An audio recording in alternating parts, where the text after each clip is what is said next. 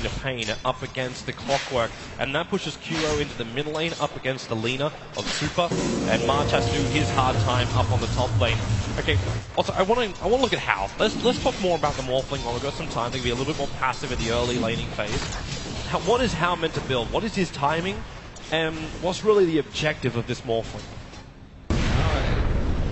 Generally, the two core builds for Morphling are either a very combat-oriented build with an early Manta, or it's the classic Lincoln Sphere into E-Blade build-up, which also got nerfed as E-Blade was changed to a projectile, so Morphling got hit like twice as hard. I think in this game, the E-Blade is extremely powerful for their team just because of how much magic damage the other heroes also have. And it's a pretty good way of dealing with Smart. You want to kill him in a very quick burst rather than having sustained damage that he can just outlast with his ultimate and just running in and out of fog. So I would like to see Hal with a shotgun build in this game. I think it could work with if Super has a good mid lane. And so far he's doing a Yeah, he actually almost, if he was able to hit the Light Strike Array on QO, we'd be looking at a very one-sided lane going the way of VG Gaming, with QO able to pounce away, use his salve. And once he's level 6, QO won't really care as much about this harassment coming out from Super, because he'll just move out of vision, heal up, and then come back and do it all over again. The Laguna Blade is the only thing he'd have to be slightly concerned about. In the meantime, I also want to keep tabs on Nuts and his movements. The Witch Doctor play for MVP has made so much space. The Paralyzing Cast, they keep catching teams out away from creep waves, away from neutrals, and just having these isolated heroes getting hit by the cast. It's almost like having an extra ultimate during a team fight. Nuts' position normally perfect on that. This game it's going to be hard for him though, because I think the way VG Gaming's lineup is set up, it makes it a lot less likely to find those incredible casts. Morphling can just dodge it. March is dead. March should really be dead right now. He is in a lot of trouble here. The smoke moving up by Fenrir and FY. He's got charge, but that's the reason why FY is holding with the telekinesis, so he can drag March back. And the bash onto Hal. He does the damage, but not enough to get a kill. Morphling will take it. And VG Gaming off to a good start on their Morphling.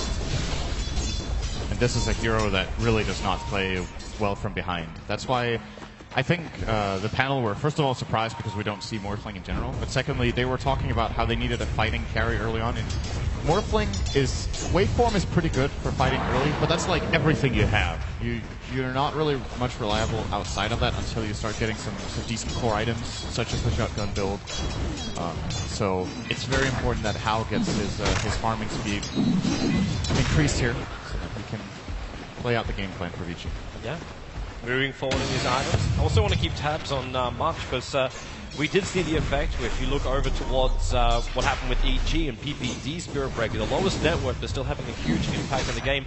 Just charging around, you've already got a level 4 Spirit Breaker.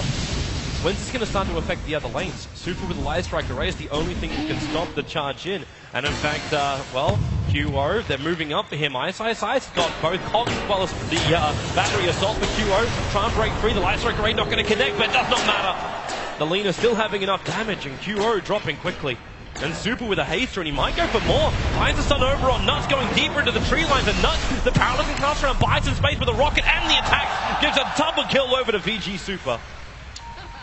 That ends up being a pretty costly misplay here from MVP. Unfortunately for them, Febby did not get the Grave off. I think he got surprised by how fast QO got taken down, and ultimately didn't manage to get the Grave off. And that also gets Witch Doctor killed, because if he had got that Grave off, it's very likely that Lina would have chased. And at the very least, their Witch Doctor would have been able to dodge off to the right. So this is very big for VG Gaming, getting a kill on Hal and 2 kills on Super, already a 500 gold lead for them. They're going again on top. This time the charge will be successful, however, because FY led with the telekinesis. He knew he was able to just charge himself back down to mid lane. Big March. There's a lot of stacks inside the Radiant jungle, which are going to start to be farmed up shortly. So some power leveling will be coming the way of MVP Phoenix, and they need it. They're currently 2.5k net worth behind, and rapidly approaching 2k experience behind, and we're only 5 minutes into the game. It's a kind of a, I don't want to say it's very unusual, but it's a little out of the ordinary how much experience the offlaners of both teams are getting. The Clockwork is level 5.5, minute 5:30, and so is the Spirit Breaker, more or less. He's 200 experience behind, but they're both level 5 this early. it makes for a very explosive game when you have two team fight offlaners such as Clockwork and Spirit Breaker. March in trouble again. He should be dead right now. He try and turn for a charge through three of them, and that's exactly what he's going to do. Maybe the Shallow Grave will be up, and March, just get away from VG Gaming or else you will die. The Sonic Wave, in comes KP! While the Spirit Breaker may die, there'll be a double return as the attack flies up and kills off FY. The Morphling just decided to TP himself back out to base. Got a good rotation in from the Queen of Pain, and finally MVP Phoenix get themselves off the mark. Hal just waited too long. I think they could have waited for him to kill the Spirit Breaker before the Grave even came off. He wanted to be sure to get the last hit. It's understandable when you're playing the Morphling in this position that you want to be greedy and secure the kill. And maybe he was missing just that little last bit of damage to secure it. And the counterplay from MVP there, really important. Because this now is going to give momentum towards KP. Up to level 7 and also able to finish up his full treads. Still Ice now has his level 6 you were talking about. They're trying to do something with it. The leader actually rotated down to the bot lane to try and find some hook shot into Light Strike Array and Laguna, just a quick pick off and then straight back to mid, but unable to find anything, he will still return to mid. Hero has to know there is a ward here. He's not regenerating when he's on his own cliff at nighttime. Means there has to be enough reward, but he doesn't know where exactly it is. It's of course on Lena's own cliff. This negates a lot of Slark's strength in this mid lane during nighttime, which is usually when he starts having a really big impact. First of all, from reaching level 6 around that time, and secondly, of course, because of the extra night vision this hero has. The Mad Cow's on the charge. I think March then realized he's going to charge right through the middle of the mid lane. And he's just trying to stick just outside of vision, if possible. He was coming down for Ice. He's actually trapped here until Kuro mops up the creep wave. Wants to keep his movements a little bit more secret. I'm still wondering though, like if you do charge yourself in, can you find yourself a kill on bot lane without the Sonic Wave from KP? Is there really enough damage from MVP? We don't want to rely on 17% to win those fights. Arch is level 6, so... Here comes your charge, coming after Super Kuro. Just wants to dive. He's got the Shadow Dance. Light Strike Array's going to miss here. And in comes KP with a big Sonic Wave. FY getting hit by it as well. And Kuro chasing up with the Shadow Dance, just dealing out that essence of Rubik. But then Fenrir buys a little bit of space. But he'll have the Dark back. FY going to dive back behind the tower while the comms. It's March who's protected by the Shadow Grave. Charging away. He's going to get hooked. Shot it down by Ice. There were still the two attacks from the tower that were chasing him. But Ice caught on the wrong side of the river. KP still with Blink on cooldown for another 6 seconds. But has that double damage rune. He wants to go back to lane. Ice, revealing himself in the lane. QO can look for the pounce right now. Able to get down there, but no leash, but they still find the kill on Ice. Waste a bit of time, but a kill is a kill. 5-5. Meanwhile, on top lane, Hal takes out the tier 1 tower. A bigger injection of money coming into that Morphling of VG.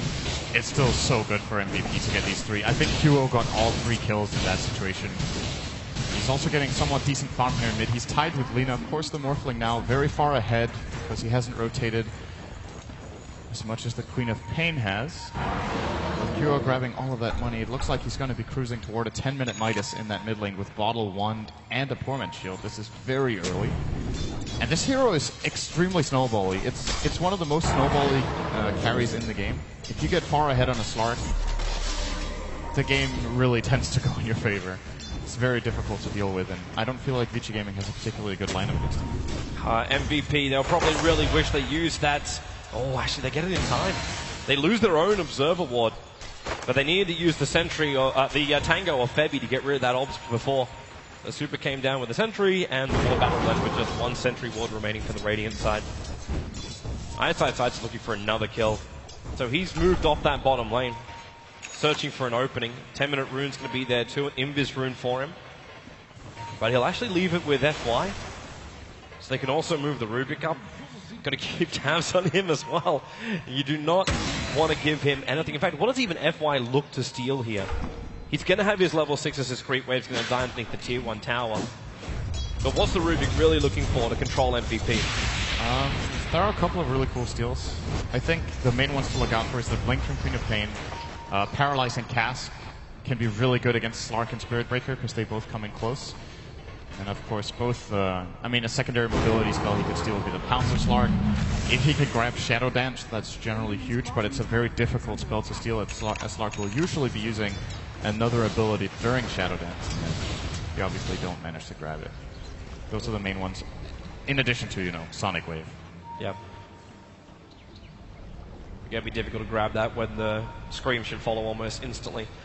Fenrir actually being smoked up. He's here on a ward mission, leaving an aggressive ward behind the tier 1 tower where it used to be on the top lane.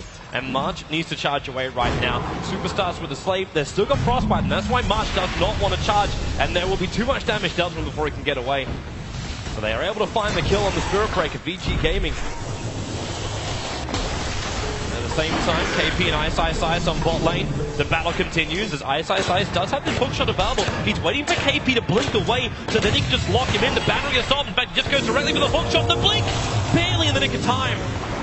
Gets out of the cogs and away from the clockwork. QO did, of course, take that big flash farm as well with the rest of his team. So Weaver's up, Death Ward is up. MVP are getting a lot more team fight abilities. It's always interesting to see when Clock comes in close on a hero with mobility spells like Leap of Mirana, Blinks, to see how he plays it out. And Ice slightly overestimating his damage there. If he hooks just 1 second later, he probably finds that kill, but then it's possible KP is just Blink behind the creep rate. You need to assess when you have the opportunity. And if nothing else, he forced him back to base, as he should know. There's pretty much nothing on the quad remaining as far as health goes, so he's almost going to secure his Blade Mail from this aggressive play. That's pretty early with Tranquil's minute 12. Sad thing is for VG Gaming, they thought they would probably buy some space by sending that Queen of Pain back. But you've got a Haste Rune over on this Slug who's searching for a kill. Now, How was the best one he wants to go for, but they also noticed too that the Replicate was moving out. The smoke didn't break. That's why they know it's either a Replicate or an Illusion. And considering they picked up a Haste Rune, they're going to know it's a Replicate. But they're going to go deeper, as far deep in as they can. The lean is there.